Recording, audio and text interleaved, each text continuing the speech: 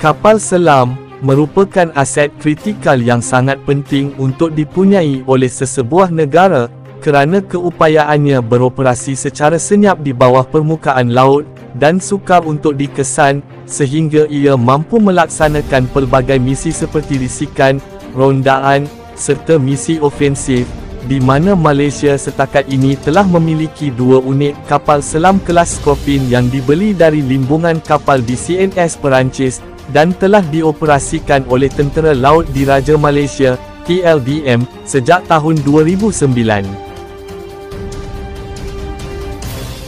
Memandangkan keluasan perairan laut Malaysia, penambahan bilangan kapal selam adalah langkah yang logik, terutamanya apabila mengambil kira perubahan lanskap geopolitik global yang pantas, serta keperluan untuk menjalankan rondaan di kawasan sempadan, bagi mempertahankan kedaulatan negara daripada sebarang ancaman. Penambahan ini juga dapat memperkasakan TLDM dengan aset berkemampuan tinggi seperti kapal selam.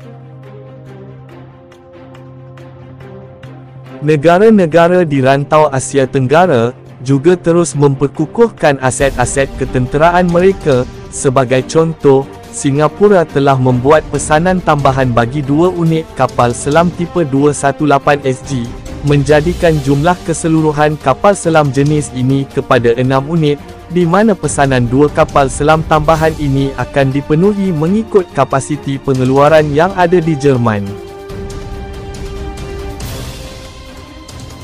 Limbungan kapal TKMS dari Jerman, yang membina kapal selam tipe 218SG memberi penekanan yang tinggi terhadap keperluan teknikal yang ketat, untuk pesanan tambahan dari Singapura, di mana reka bentuk kapal selam tipe 218SG dilengkapi dengan sistem AIP yang membolehkan kapal kekal lebih lama di bawah permukaan air, di mana kini keseluruhan 6 kapal selam akan berkhidmat untuk Tentera Laut Singapura.